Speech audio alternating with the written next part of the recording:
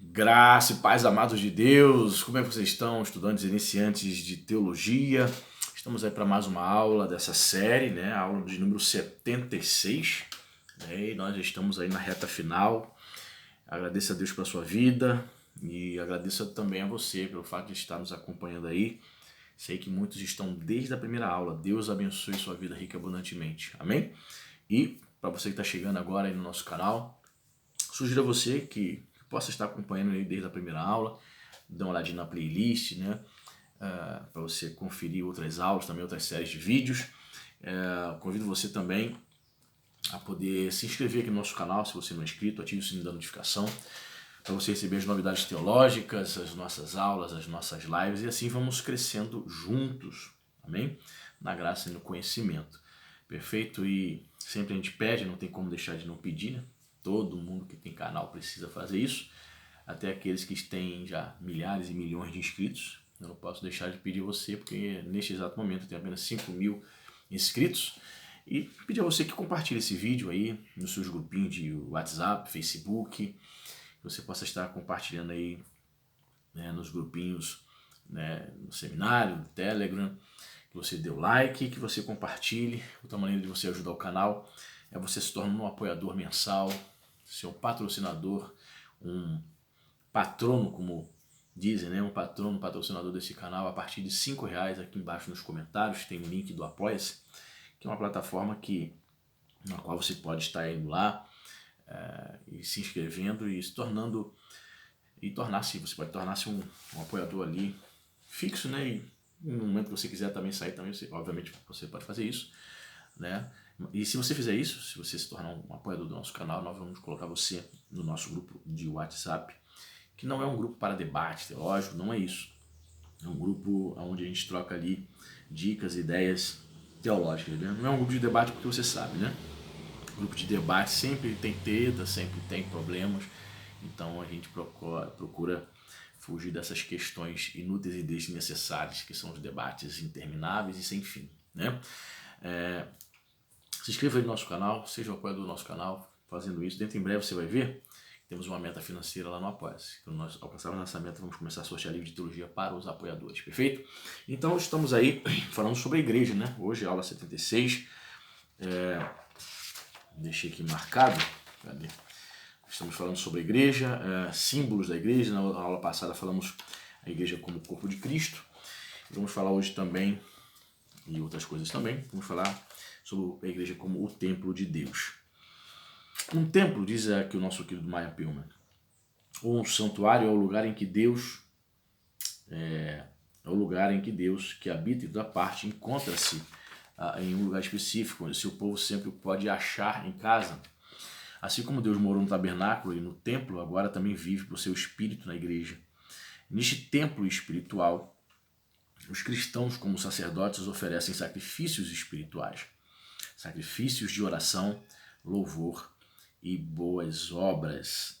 Ok? Então temos aí a igreja, né, do Senhor como nós, o corpo, né?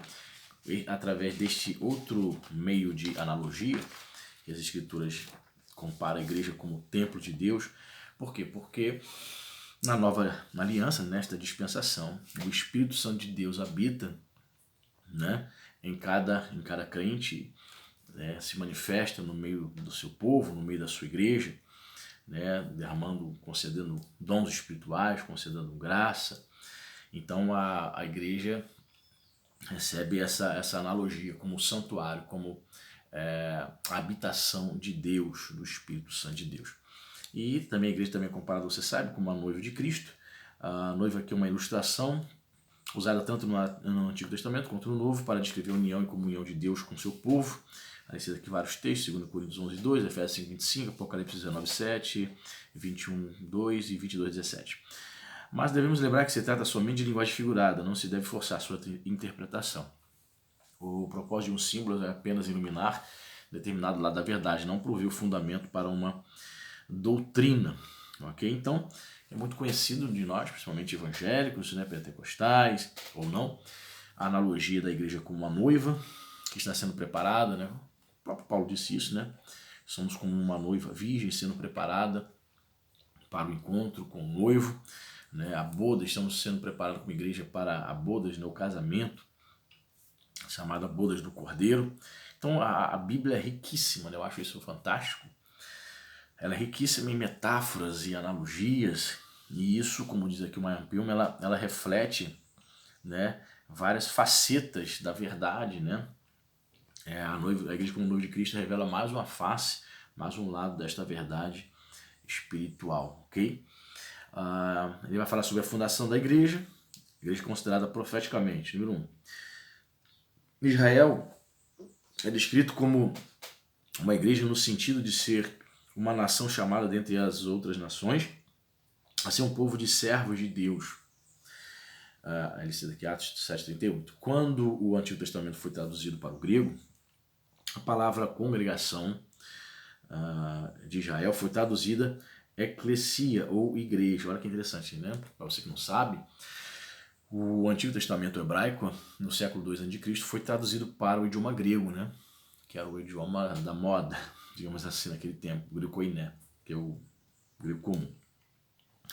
E quando o texto hebraico aparecia lá a expressão congregação de Israel, os tradutores traduziram no grego, né? Traduzindo no Antigo Testamento para o grego, traduziram essa palavra por eclesia, né? Que é a mesma palavra para designar a igreja no Novo Testamento grego. Olha que interessante. Aí diz, Israel, pois, era a congregação da igreja do Senhor. Cristo, depois de a igreja judaica o ter rejeitado, predisse a fundação de uma nova congregação ou igreja, uma instituição divina que continuaria sua obra na terra, Mateus 16,18. Essa é a igreja de Cristo, que veio a ter existência no dia de Pentecostes, né?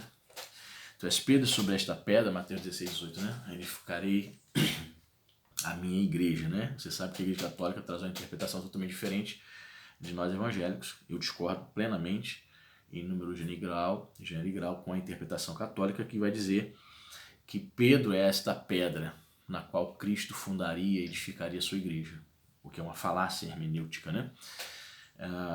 O entendimento ali de praticamente todos os eruditos e intérpretes protestantes evangélicos é que anteriormente a esse versículo, Pedro havia feito uma declaração dizendo: tu és o Cristo, né? Ali é feita uma declaração que Jesus era o Messias, havia reconhecido Jesus como o Messias, né? Prometido através dos profetas. Então Jesus vai dizer, sobre esta pedra, ou seja, sobre este fundamento, sobre esta afirmação que você fez há pouco, Pedro, é que a igreja será edificada. E sem dúvida, a igreja não foi edificada sobre a pessoa de Pedro, a igreja foi edificada sobre a afirmação que Jesus é o Cristo, é o Salvador. Uma coisa tão óbvia, né? Mas tão simples de se interpretar, tão óbvio, mas é necessário distorcer para outros interesses, para que se consolide outros tipos de interesses históricos, né, dentro da igreja romana. Então, a reforma protestante vai discordar disso, a interpretação protestante evangélica vai fazer, penso eu, a correta interpretação acerca desse texto, ok? Ponto 2. Considerado historicamente, a igreja de Cristo veio a existir como igreja no dia de Pentecostes, quando foi consagrada pela unção do Espírito. Assim como o tabernáculo foi construído e depois consagrado pela descida da glória divina em Êxodo 40:34. Também os primeiros membros da igreja foram congregados no cenáculo e consagrados como igreja pela descida do Espírito Santo. É muito provável que os cristãos primitivos vivessem nesse evento o retorno da Shekinah, que havia muito tempo partida do templo e cuja ausência era lamentada por alguns dos rabinos. Davi juntou os materiais para a construção do templo, mas a construção foi feita por seu sucessor, né? Seu filho Salomão. Da mesma maneira, Jesus, durante seu ministério terreno, havia juntado os materiais da sua igreja, por assim dizer, mas o edifício foi erigido por seu sucessor, o Espírito Santo. Realmente, essa obra foi feita pelo Espírito, operando mediante os apóstolos que lançaram os fundamentos e edificaram a igreja por sua pregação, ensino e organização. Portanto, a igreja é descrita como edificada sobre o fundamento dos apóstolos. Interessante, né? Eu disse aqui há pouco que Jesus tinha dito lá em Mateus 16:18 sobre esta pedra, né? Sobre a afirmação que eu sou o Messias, eu vou construir a minha igreja. E quando o Espírito vem no dia de Pentecostes, né? Posteriormente também inspirando os apóstolos a escrever os evangelhos e as epístolas, em Efésios 2:20, Paulo vai dizer, por exemplo, que a igreja é também edificada sobre o fundamento dos apóstolos, ou seja, sobre o ensino dos apóstolos, que concordava, que coadunava com os ensinamentos de Cristo. Então note, a igreja é descrita como sendo edificada sobre o fundamento dos apóstolos, não do apóstolo Pedro somente, mas o ensinamento dos apóstolos, Pedro, Tiago, Paulo principalmente, né? É interessante isso, né? E os ensinamentos dos apóstolos não eram ensinamentos vindos da cabeça deles, não, mas foram ensinamentos trazidos, inspirados pelo Espírito Santo de Deus. Esse mesmo Espírito que Cristo envia no dia de Pentecostes para estar com a igreja, né? O Espírito Santo é chamado de alter ego, o alter ego de Jesus. Eis que vos irei para o Pai, mas enviarei o Espírito Consolador, né? Não vos deixarei órfãos. Enfim, Jesus trouxe várias perspectivas acerca da descida e da vinda do Espírito Santo como seu alter ego, como seu substituto. Então, a igreja, ela é sustentada, ela é vivificada, dirigida e guiada pelo Espírito Santo de Deus. Porque onde Cristo está agora? Cristo, a Bíblia vai dizer, está assentado à destra de Deus Pai. Então, teologicamente, o correto é dizer isso, né? Que Jesus está no céu como sumo sacerdote a interceder pelos santos, como diz lá em Hebreus 7:25. E o Espírito Santo de Deus está na igreja, está agindo, está presente, está habitando na igreja aqui na terra, ok? Ponto 3. Os membros da igreja. O Novo Testamento estabelece as seguintes condições para os membros da igreja: fé implícita no Evangelho e confiança sincera e de coração em Cristo como único e divino Salvador. Submeter-se ao batismo nas águas como testemunho simbólico da fé em Cristo e confessar verbalmente essa fé. Talvez seja mais correto descrever submissão pelo batismo nas águas como uma característica da membresia da igreja. Estudos apontam que nos primórdios da igreja primitiva, principalmente ali no segundo século, início do segundo século, uma pessoa, para poder batizar-se e amembrar-se e dizer que estava fazendo parte da igreja de Cristo, em algumas regiões da cristandade, se exigia que o neófito, que o adepto, o novo adepto ali da fé cristã, no mínimo pudesse estar caminhando 3 anos para depois descer as águas batismais. Para você ver como não era levada a sério essa questão do discipulado. Enquanto não passasse 3 anos e o líder, o pastor, observando aquele camarada ali, para ver se de fato ele havia se convertido, não batizava ele com menos de 3 anos de caminhada. Hoje, né, a maioria das igrejas, né, a gente tem outros hábitos, a gente aceita ou exige algumas aulas de batismo, um cursinho de 2, 3 meses, e a pessoa se filia, torna-se membro da igreja, né?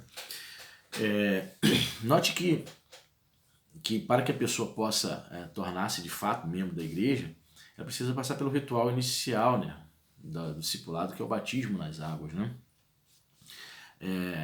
Eu vejo algumas pessoas, né, dizendo que tiveram um encontro com Deus. Eu tenho Jesus na minha vida. Ela frequenta uma determinada igreja evangélica há anos. Aí você vai perguntar a ela: seja batizada? Ela: não. Como assim?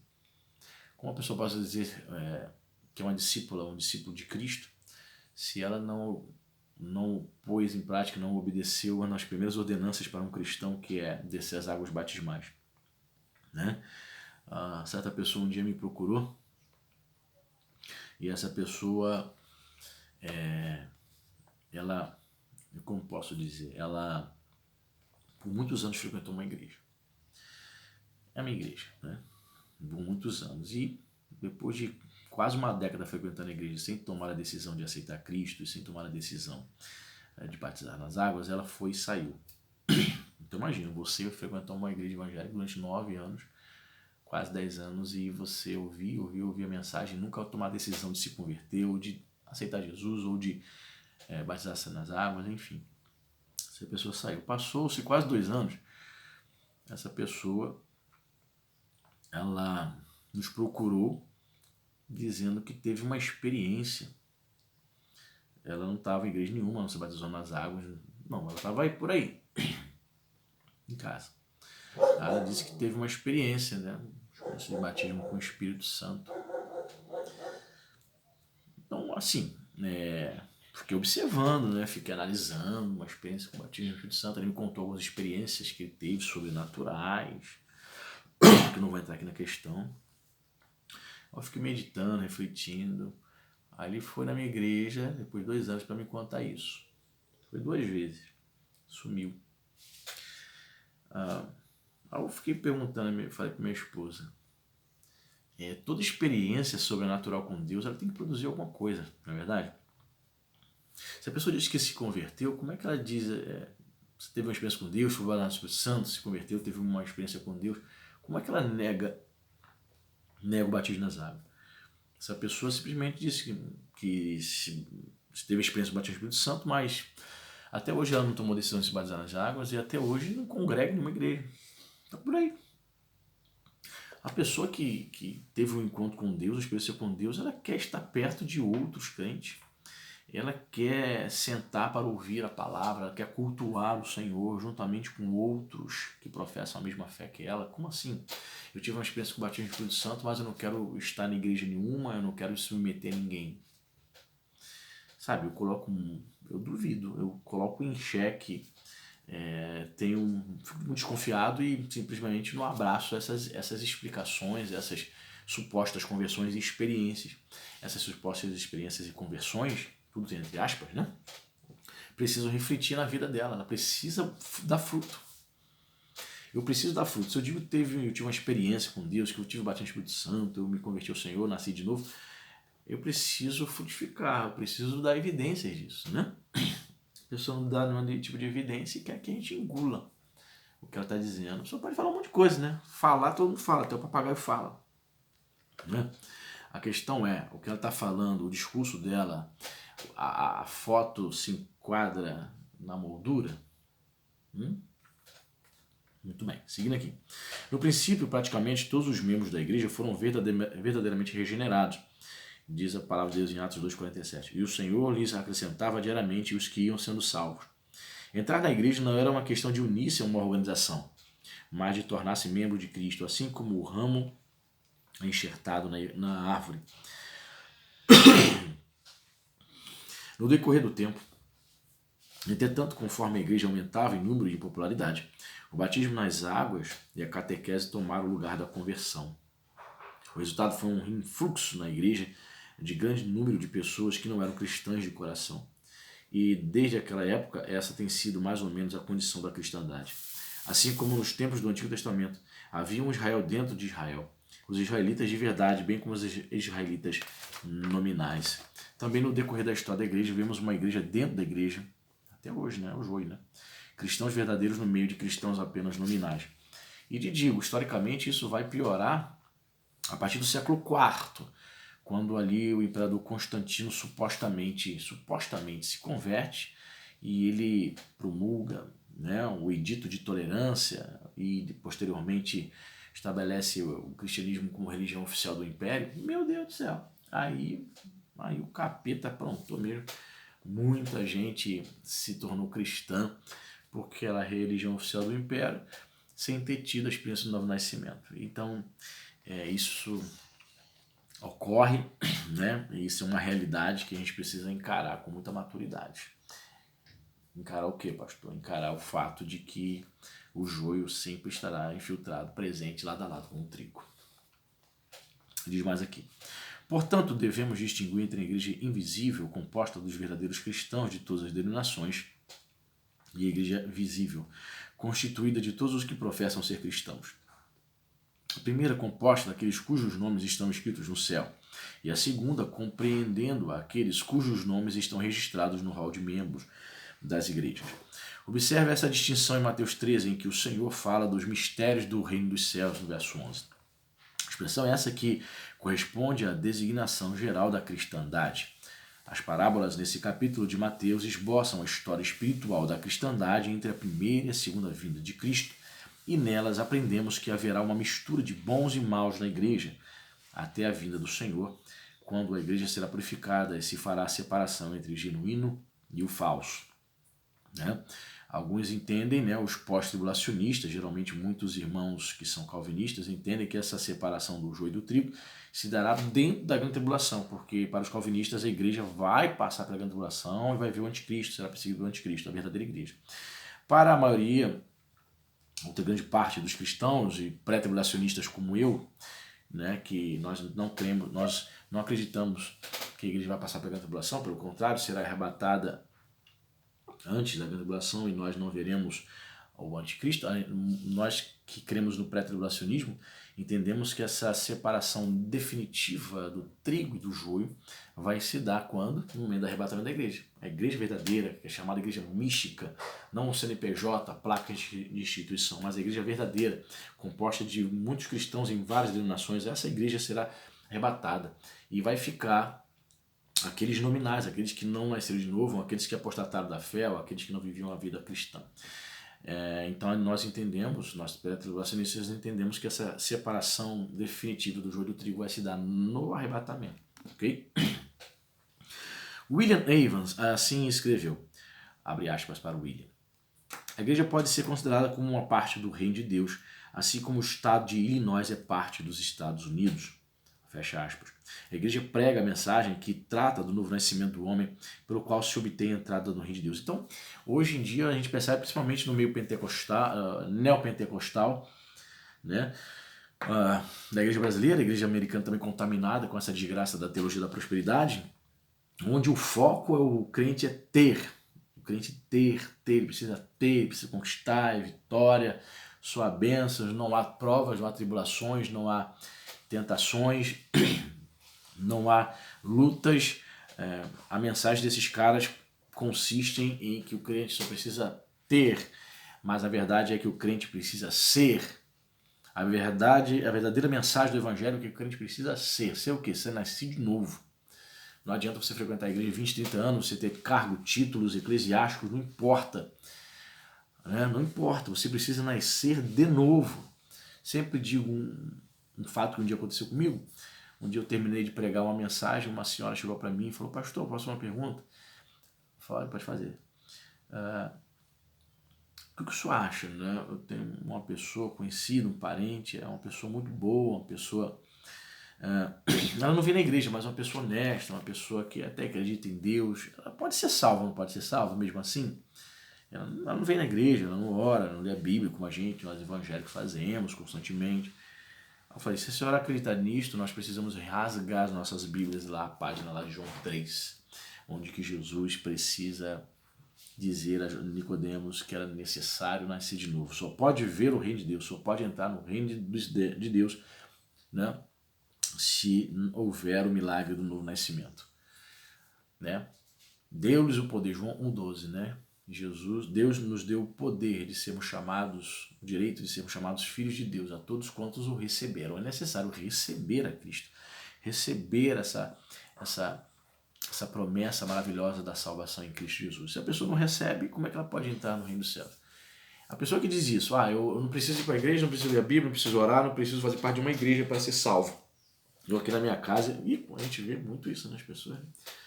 Eu na minha casa aqui, eu e Deus, eu tenho minha fé em Deus, Deus aqui na minha casa, eu quero fazer parte de uma instituição religiosa. Pois é.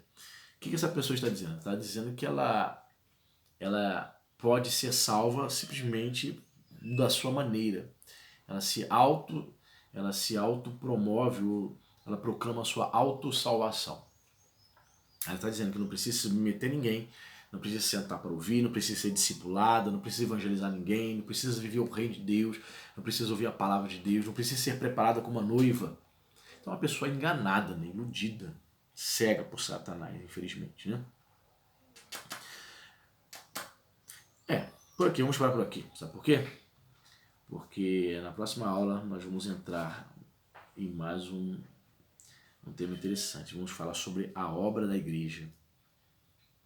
Né, as funções, o alvo da igreja, que é pregar, promover a adoração, promover a comunhão, enfim, a gente vai entrar em mais um tópico deste. Amém, queridos? Dê o like, comente aí, seja um colaborador, Deus abençoe rica e abundantemente e até a próxima.